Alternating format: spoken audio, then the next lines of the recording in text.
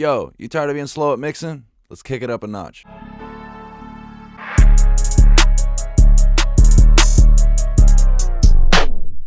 Ayo, welcome back. This is Ty Ty. So I want to show you how I've really accelerated my mixing process. I've just kind of streamlined everything, and it's probably cut my mixing time in half or more. Let's hop into it. All right, so you got your whole session here, everything ready to go. You're ready to hop in and mix. So for starters, go in and make sure you're getting fades on everything, in and out. Make sure everything's smooth. So say you got a really dynamic vocal. So say this is a peak right here, and you want to go ahead and clip this down just a little bit. You can go ahead and highlight certain sections, drag it down. But I like where everything's sitting on my stuff. But in order to get that to pull up, just go up to your options and turn on the clip gain. But with that being said, after I go through those two steps, I go ahead and throw everything into RX. That way I take out any pops, clicks, anything like that. Super simple process. If you have it, use it. If you don't, there's other pop and click plugins out there that you can go ahead and take advantage of with that. So then the next thing I do from there is I go ahead and, because I already got, my vocal template and everything already running pretty smooth. So then I just kind of go through and balance my vocals. I got my pans, got everything kind of sitting in. So then I go through and add my delays, my reverbs, a little bit of sauce there. So then what I do after that is I go down to my buses. So starting, I always kind of get my lead exactly where it needs to be. Now I might go through and mute everything so all I'm hearing is the lead, because I do have separate buses for all of them. And initially you always want to go through, take care of your EQ, cut all the bad frequencies, take all of that out, make it sound as polished as possible. Then I run through and DS. Love this plugin. It's like $20.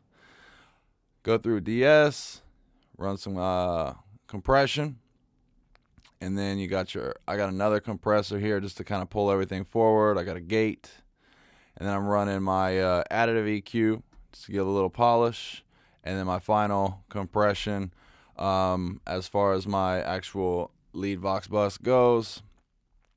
And then I go, and from there, I go to my background vocals, kind of control it with some EQ, a little saturation,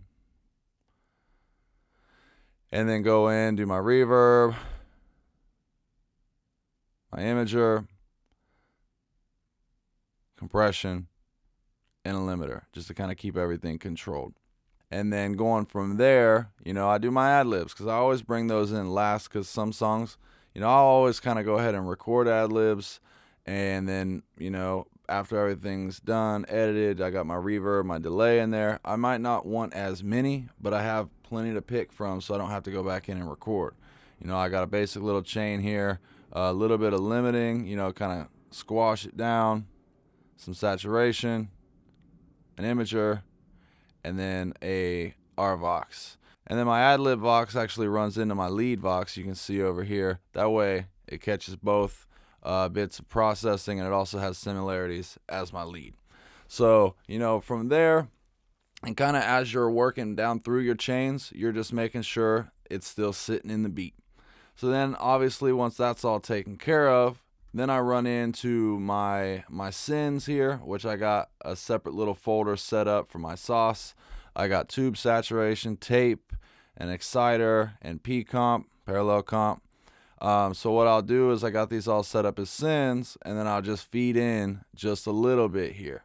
So kind of just polishes everything off. So then once I take care of that, I go ahead and go into my all Vox. So with my all Vox, that's where all of my lead vocals are going. That's where I got my soothe, cleans everything up, takes away some harshness. Then I go ahead and widen everything with an imager. And then once again, I'm kind of smashing everything down just a little bit, because I like the flavor of it with a limiter. It's not like I'm trying to limit this and bring it up to streaming platforms. I'm not doing that at all. This is just a flavor thing. But then once it goes through the all Vox, then it runs into my master. And then down here, I got some saturation, tape saturation, my infuse, which, I'll do a little bit of widening and some compression there. And then that'll run into my limiter that I just have set up to keep everything safe. Got the ceiling set at a -1. And then I have a analyzer here just to kind of keep an eye on the balance of the mix. So that was kind of a quick little run through of what I do, but I do that every single time, checking it off step by step by step by step. And I know I didn't go through and really show the mixing process, but I'm not trying to teach you how to mix in this one. I'm trying to teach you the steps to really get quicker at it, So keyboard shortcuts is all amazing, but if you're quick at that, but then don't have any rhyme or reason to how you're mixing and just kind of winging it, you're going to run into some issues. It's going to take you a lot of time.